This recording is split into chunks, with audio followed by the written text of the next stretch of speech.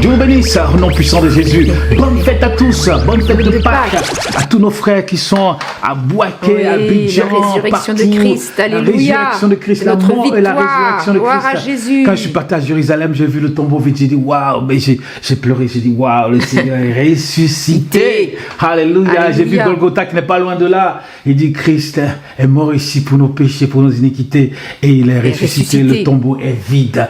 Oh, c'est merveilleux. Et bonne fête de Pâques à tous. Et nous voulons chanter ce chant qui dit quelle joie. Alléluia. Quelle joie, quelle joie, quelle joie, Seigneur, d'être là ensemble aujourd'hui pour t'apporter la reconnaissance de nos cœurs et te dire merci. Joie de t'avoir pour Père, joie de t'avoir pour ami, joie de tous les frères, unis par ton esprit. Quelle joie, quelle joie, quelle joie, Seigneur, d'être là ensemble aujourd'hui pour t'apporter la reconnaissance de nos cœurs et te dire merci. Joie, joie pour Père, joie de t'avoir pour ami, joie de tous les frères, unis par ton esprit.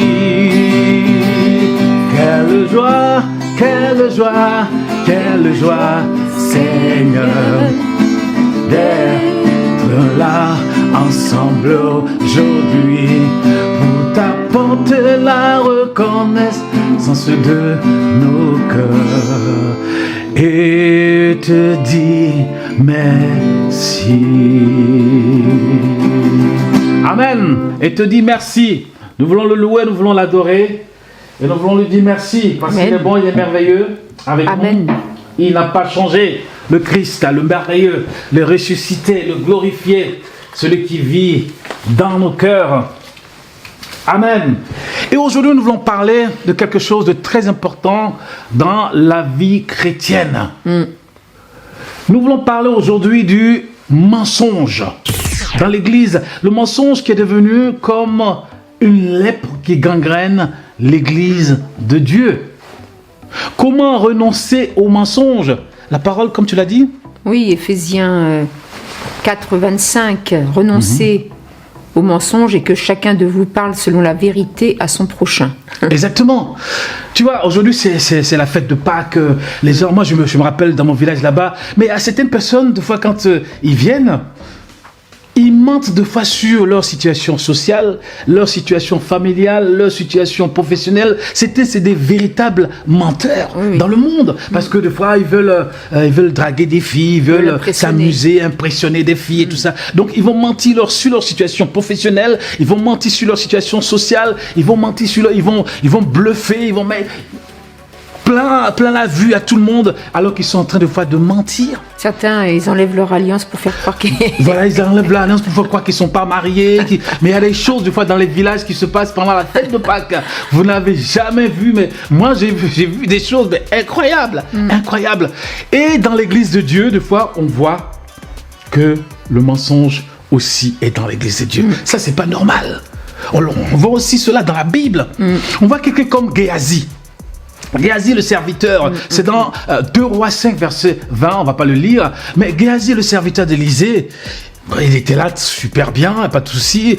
Et Naaman, qui était le chef de l'armée des Syriens, avait eu la lèpre, il est venu pour, n'est-ce pas, pour être guéri. Et Élisée va lui dire, écoute, va te plonger 7 fois dans le Jourdain. Et Naaman ne va pas aimer cela. Il dit, mais il n'y a-t-il pas des fleuves en Syrie où je peux me plonger, mais purifier? Mais ceux qui sont venus avec lui vont lui dire, eh bien, écoute, Naaman, qu'est-ce qu'il t'a demandé de difficile? Il t'a rien demandé de difficile. Il t'a dit simplement d'aller te plonger dans le Jourdain 7 fois. fois et tu seras purifié. Et c'est ce qu'il a fait. Il allait se plonger cette fois dans le Jourdain et il a été purifié. Et après ça, il est venu voir Élisée pour lui dire, bah, écoute, moi j'ai des présents, je veux te remercier avec des présents et tout ça. Est-ce que tu veux prendre? Élisée dit, non, moi je prends pas tout ça. Vraiment, garde ça pour toi, je prends pas et tout. Il a insisté. Élisée ne voulait pas. Et Naaman est parti. Mais Géasi était à côté, il a écouté ce que Naaman disait, les présents que Naaman voulait donner. Et lorsque Naaman est parti... La convoitise s'est emparée de son cœur. Exactement, la convoitise s'est emparée de son cœur. Et lorsque Naaman est parti, Géasi les a poursuivis. Il t'avait dit, oui, voilà, raconter des histoires, des mensonges, des boubas, des trucs qui n'existaient pas, pour qu'on lui donne des présents. Et en plus, sur son maître, en plus. Mais vraiment, un mensonge pas possible. Mais je pense que si Géasi a fait ça, je pense que c'est pas la première fois qu'il fait des choses comme ça. Parce que mentir comme ça là, devant le chef de l'armée, c'est qu'il est devenu un professionnel même du mensonge. C'est que c'est pas la première fois. Et pour que Dieu le frappe de lèpre, parce que quand il est venu, il a menti encore au prophète Élisée. C'est que c'est pas la première fois. Il a menti à Naaman. Après, il vient mentir à Élisée. C'est que c'est pas la première fois. C'est que vraiment la chose est devenue compliquée et il a été frappé de lèpre. On voit aussi la situation de Ananias et Saphira qui avaient un terrain, ils vont vendre leur terrain parce que c'était le début de l'église et ils voulaient donner tout cet argent aux apôtres, mais ils vont s'asseoir, ils vont réfléchir, ils vont dire, écoute, l'argent là, on va les doubler. On va les doubler, on va prendre une partie et puis on va leur donner une partie. Puis elle lui dit, mais c'est ton argent. Si tu veux ton argent, tu peux le garder, il n'y a pas de souci. Mais tu as dit que tu voulais donner l'argent. Et après, Et surtout, Pierre lui a laissé une chance quand il lui a posé la question. La question plusieurs fois. De dire la vérité. La vérité. De dire, bah, en fait, non, en fait, on a... Et voilà, s'il avait dit la vérité... Parce qu'il s'est arrangé avec sa femme. Oui, voilà. C'est que les deux sont des menteurs. D'ailleurs, les deux sont morts. Oui. Tu vois? Donc, Géasi a menti au prophète. Comment dire ça? Ananias et Saphira ont menti aux apôtres et au Saint-Esprit. Mais ils sont morts, tu vois. Donc cela veut dire que le mensonge est quelque chose de terrible qui peut arriver à un chrétien. La vie chrétienne est une vie qu'on doit vivre dans la confiance. La vie même de tous les jours, dans la confiance, dans l'honnêteté, dans la vérité. C'est ce qui doit émaner de nous, nous qui sommes des enfants de lumière. Et non pas être des enfants de mensonge. Le mensonge vient du diable. Le mensonge vient du diable. Alors il faut faire la différence entre... Si des fois, tu vois, ça peut t'arriver, tu mens comme ça, bon, ça sort de ta bouche et tu te rends compte que t'as menti, bon, vite, tu te repens. Mais nous, on parle des gens qui sont des pratiquants. Vraiment des pratiquants du mensonge. Pour eux, ça devient comme de l'eau. Ça devient une facilité de mentir. Donc là, non, là, là, c'est pas bon du tout. Alors, ils mentent pour tout. Pour rien, c'est-à-dire que pour eux, ça devient un plaisir de mentir aux gens. C'est-à-dire que certains mentent pour atteindre un but, certains mentent pour manipuler les personnes. Pour eux, ils deviennent... Moi, je pense que les menteurs, c'est des faibles. C'est des gens qui sont faibles. Quand je vois Ananias et Saphira, c'est des gens qui sont faibles. Quand je vois Géasi, c'est vrai qu'il y a des gens qui sont riches qui mentent aussi, je comprends. Parce que dans l'économie, les gens, c'est le face news. Comment ils appellent ça? Fake news. Ah ouais. Fake news, yes. Fake news. C'est ça. En économie, ils mentent pour pouvoir avoir l'argent. Tu comprends ce que je veux dire? Ils mentent beaucoup. Et aujourd'hui, les gens, même dans les médias, ça ment comme pas possible. Tout ce qu'on a vu, mais les gens mentent. Maintenant même, j'ai même plus envie d'écouter. J'ai plus envie d'écouter les médias. Ça ment tout le temps. Faites attention. Pour atteindre leur but, pour manipuler les gens, pour doubler les gens. Et ça, c'est vraiment, les chrétiens, on vous met en garde, quoi, parce que quand vous regardez la télé, les médias, tout ce qui se passe au niveau politique, là, ce qu'on se voit actuellement, tout ce qui s'est passé, il y a énormément de mensonges. Il ne faut pas croire tout ce qu'on vous dit à la télé, il ne faut pas gober comme ça bêtement, mais il faut vraiment faire preuve de beaucoup de discernement. Et il y a beaucoup de mensonges. Beaucoup de mensonges quand on écoute les informations. Donc faites attention, soyez vigilants. Donc le mensonge, c'est quelque chose, c'est comme, je dirais, comme une lèpre qui gangrène les personnes. Parce qu'à force de mentir, on découvre le mensonge. Et quand on découvre le mensonge, parce que les gens pensent que quand ils mentent, on ne va pas découvrir leur mensonge. Quoi qu'il arrive, on découvrira le mensonge. Et si on découvre le mensonge, les gens ne te feront plus confiance. Imagine, j'arrive dans une entreprise, je commence à mentir. Arrive un moment, les gens se disent, mais ce gars-là, il raconte des bobards. Il raconte des histoires. Parce que les gens, ils ne sont pas stupides. On pense que les gens sont stupides, mais les gens ne sont pas stupides. Les gens vont découvrir, ou dans l'église, ils commencent à mentir aux gens, à dire que ceci, cela, tu as ça, mais tu racontes que tu as ça. Tu as des trucs comme ça, ou tu as ça, mais tu racontes que tu as ça. Mais arrivé un moment, les gens, ils ont Internet, ils font des recherches. Ils trouvent que tu es en train de mentir, pas possible. Donc, arrivé un moment, les gens ne te font plus confiance. Alors que la relation humaine, la relation fraternelle doit être basée sur la vérité, l'honnêteté et la confiance. Amen. La relation entre pasteurs doit être basée sur la vérité, la confiance et l'honnêteté. La relation même dans le couple doit être basée entre le mari et la femme, ou entre la femme et le mari, sur la confiance, l'honnêteté et la vérité.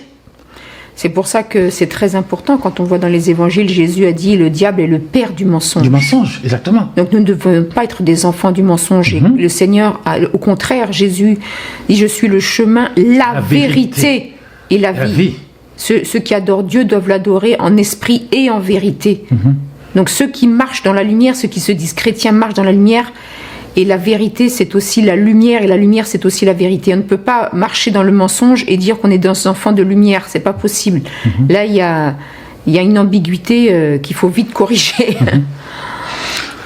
Alors, il est important de savoir que ceux qui mentent, c'est qui cachent des fois des choses, des péchés, des secrets bizarres. Parce que mentir pour mentir, je ne vois pas pourquoi.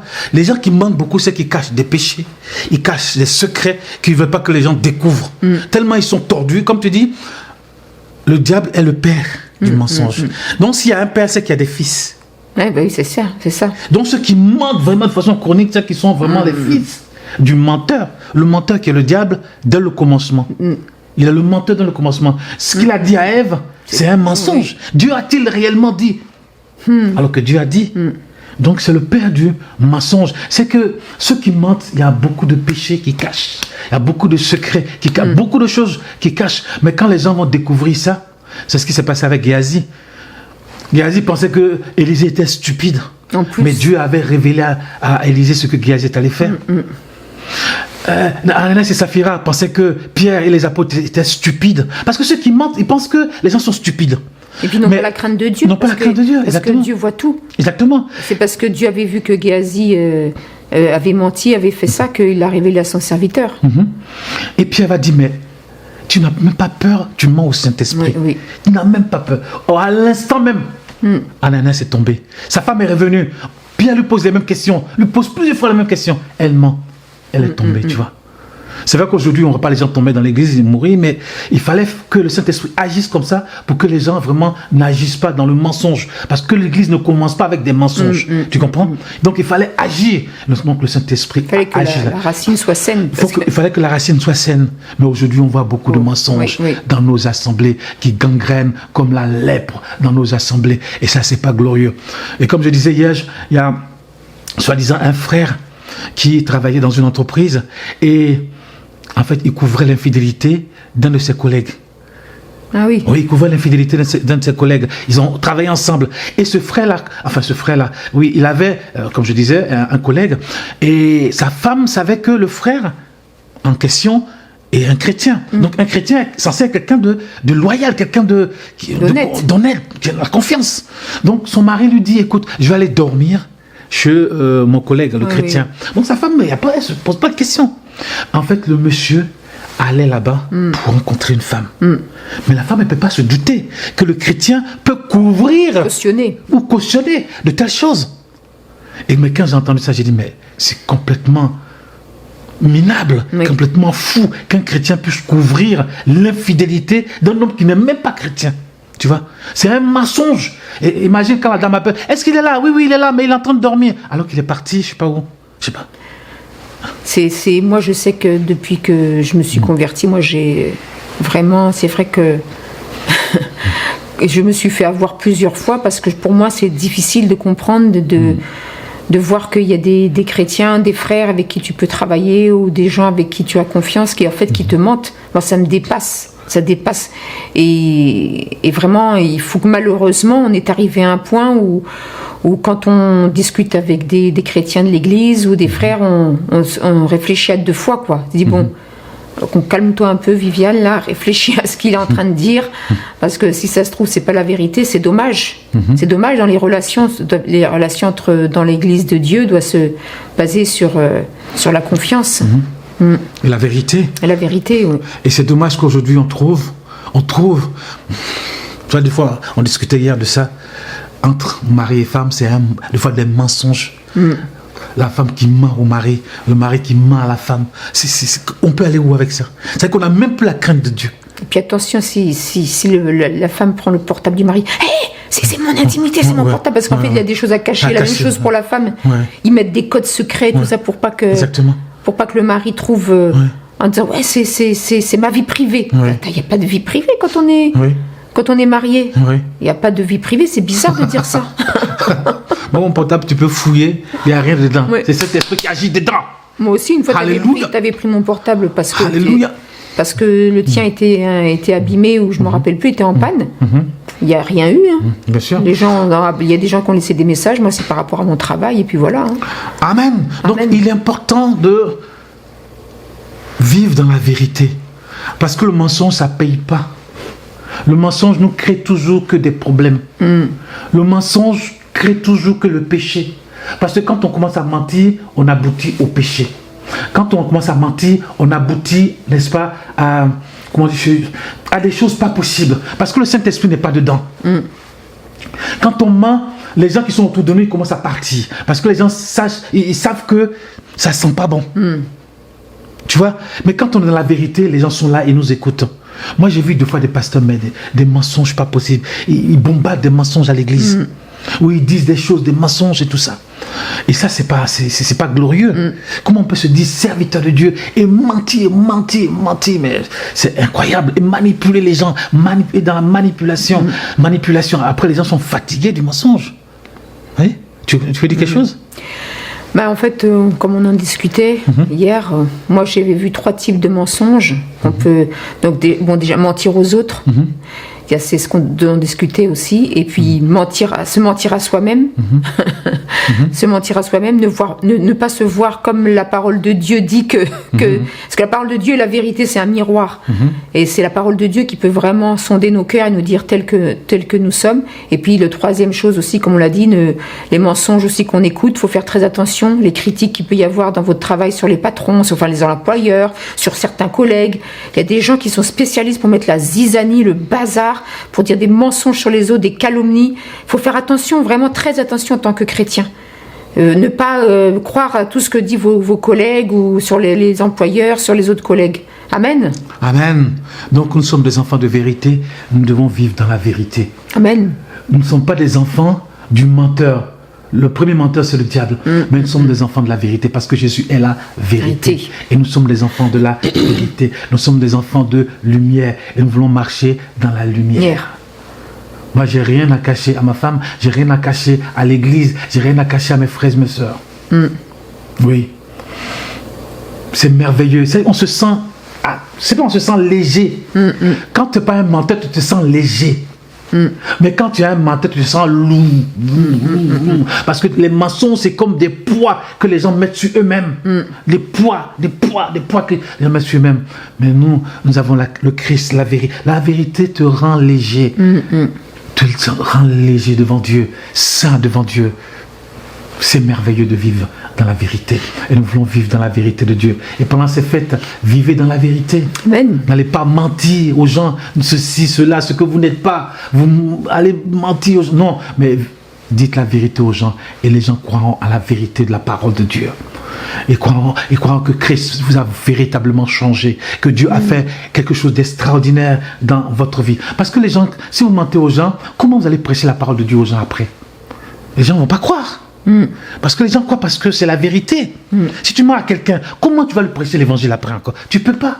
Mais quand tu dis la vérité, c'est plus facile d'aller prêcher l'évangile. Et les gens vont ouvrir leur cœur parce qu'ils vont faire confiance à Dieu. Et ainsi, la parole de Dieu va faire son œuvre dans les cœurs et les gens vont se donner au Seigneur Jésus-Christ. Si nous sommes des hommes de mensonges, le Saint-Esprit ne peut pas agir à travers nous. Mais si nous sommes des hommes de vérité et des femmes de vérité, le Saint-Esprit agira et fera son œuvre, une œuvre puissante à travers nous. Maman, que Dieu vous bénisse. Amen. Bonne fête à tous. Bonne fête de Pâques. Bonne fête de Pâques et Dieu vraiment vous bénisse là où vous êtes, en Amen. Afrique, en Europe, en Amérique, partout dans le monde. Que le Seigneur vraiment vous bénisse, merveilleux peuple de Dieu. Au nom puissant de Jésus, le Christ est ressuscité. Moi, comme je te disais, quand je suis parti à Jérusalem, mais j'étais heureux de voir que vraiment cette ville de Jérusalem a connu des choses extraordinaires, de voir que le Christ est vivant et qu'il est ressuscité. Amen. Bonne fête de Pâques à tous. Au nom puissant de Jésus, notre Sauveur. Amen. Amen. Amen.